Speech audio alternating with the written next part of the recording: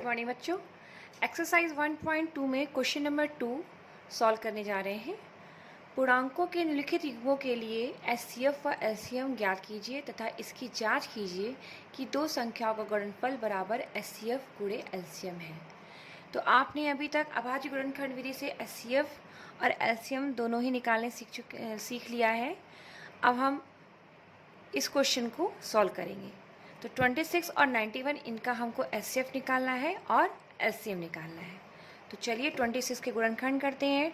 26 आप जैसा कि जानते हैं 13 की पहाड़ा में आता है, 13 दूनी 26, ठीक है। और इसी तरह से 91, 13 सत्ते 91, ठीक। यही इसके अभाज्य गुणनखंड है, यानी इनसे ज़्यादा छोटी संख्याओं में गुणनखंड नहीं हो सकते हैं। अब जब हम एचसीएफ निकालते हैं तो एचसीएफ निकालने के लिए जैसे आपको बताया गया है कि जो कॉमन अभाज्य गुणनखंड होते हैं उनको लेते हैं और उनकी सबसे छोटी घात लेते हैं।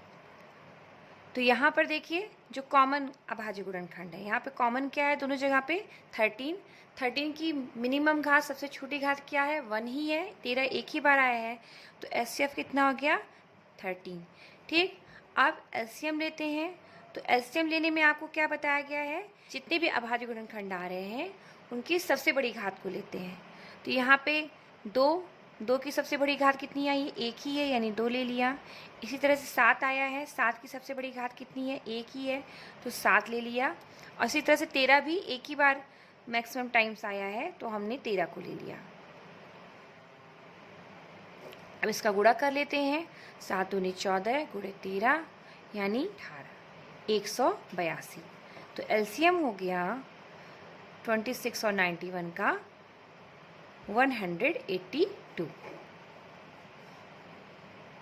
अब इसके बाद क्वेश्चन में क्या कहा है कि हमको जांच करना है कि दो संख्याओं का गुणनफल एचसीएफ गुणे एलसीएम है कि नहीं। तो दोनों संख्याओं का गुणा कर लीजिए। तो यहाँ पे दो संख्या का गुणनफल कितना आ गया 2366। और फिर हम एचसीएफ गुणे एलसीएम करेंगे तो एचसीएफ कितना आ रहा है 13, एलसीएम कितना है 182। इन दोनों को मल्टीप्लाई करेंगे तो अभी हमें गुणा करके मिलेगा 2366। तो इस प्रकार हमने दिखा दिया कि एचसीएफ का मान 13 है, एलसीएम का मान 182 है और दो संख्याओं का गुणनफल जो है वो एचसीएफ गुणे एलसीएम के बराबर है, ठीक है। अब आपको इस क्वेश्चन के आधार पे अन्य दोनों पार्ट खुद से करने हैं। अब एक्सरसाइज का क्वेश्चन नंबर 4 क्या है, एचसीएफ ऑफ 306 657 बराबर 9 दिया है। एलसीएम 306 और 657 ज्ञात कीजिए। दो संख्याओं का एचसीएफ का मान यहाँ पे 9 है और आपको एलसीएम का मान ज्ञात करना है। तो जो चीज़ अभी आपने इसके पहले क्वेश्चन में की है, क्या प्रॉपर्टी प्रूव की है कि दो संख्याओं का गुणनफल जो होता है वो एचसीएफ गुणे एलसीएम के बराबर होता है। इसी प्रॉपर्टी को हम यूज़ करने जा रहे हैं। तो दो संख्याओं का गुणनफल बराबर एचसीएफ गुणे एलसीएम। अब वो दो संख्याएं कौन कौन सी हैं, 306 657। तो 306 गुणे 657 बराबर एचसीएफ का मान कितना दे रहा है 9 और एलसीएम का मान आपको निकालना है। तो यहाँ से हम एलसीएम का मान निकालेंगे। एलसीएम का मान निकालने के लिए हम 9 को बराबर के दूसरी तरफ लेके जाएंगे। यहाँ पे गुणे में है तो यहाँ पे क्या हो जाएगा, भाग में हो जाएगा। सो एलसीएम इज इक्वल टू 306 गुणे 657 डिवाइडेड बाई 9।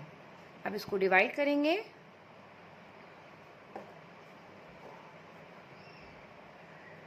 ये आपको मिल गया 34 इंटू 657। अभी मल्टीप्लाई कर लीजिए, ये हमको मिल गया 22,338। ये आपका एलसीएम है। एलसीएम इज इक्वल टू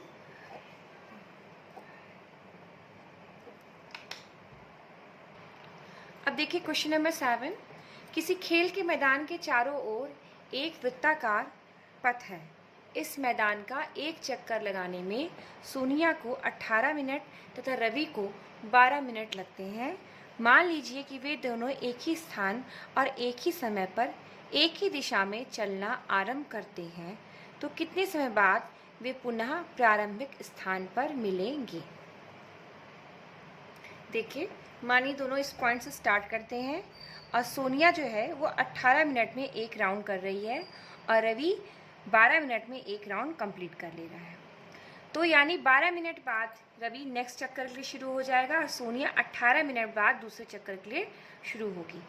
तो ये पूछ रहे हैं कितने समय बाद वो फिर से यहाँ पे स्टार्टिंग पॉइंट पे मिलेंगे। यानी हमको एक ऐसी कॉमन संख्या ढूंढनी है जो 12 से भी कट जाए और 18 से भी कट जाए। यानी हमको 12 और 18 का एलसीएम ज्ञात करना है। तो चलिए हम 12 और 18 का एलसीएम निकालते हैं। तो हम लिखेंगे कि मैदान का एक चक्कर लगाने में सोनिया द्वारा लिया गया समय बराबर 18 मिनट और मैदान का एक चक्कर लगाने में रवि द्वारा लिया गया समय बराबर 12 मिनट। इसलिए रवि और सोनिया के प्रारंभिक स्थान पर मिलने में लगा समय बराबर एलसीएम ऑफ 18 और 12। तो यहाँ पे हम एलसीएम निकालते हैं। एलसीएम के लिए अभाज्य गुणनखंड विधि का प्रयोग करेंगे। 18 गुणनखंड 2/3 6 और 6/3 18। ठीक। 12 के गुणनखंड 2 दूनी 4 तिहाई 12। तो ये हो गया 2 गुणे 3 की घात 2 और ये कितना हो गया 2 गुणे 2 की घात 2 गुणे 3। अब एलसीएम निकालते हैं। तो यहाँ पे अभाज्य गुणनखंड की सबसे बड़ी घात का गुणनफल होता है। तो यहाँ पे अभाज्य गुणनखंड 2 की मैक्सिमम घात कितनी आई है 2, तो हम 2 की घात 2 ले लेंगे। और 3 की मैक्सिमम घात कितनी आई 2, तो 3 की घात 2 ले लेंगे। यानी 2 दूनी 4 और 3 तिहाई 9 यानी 4 9 36। इसलिए रवि और सोनिया 36 मिनट बाद पुनः प्रारंभिक स्थान पर मिलेंगे। Thank you.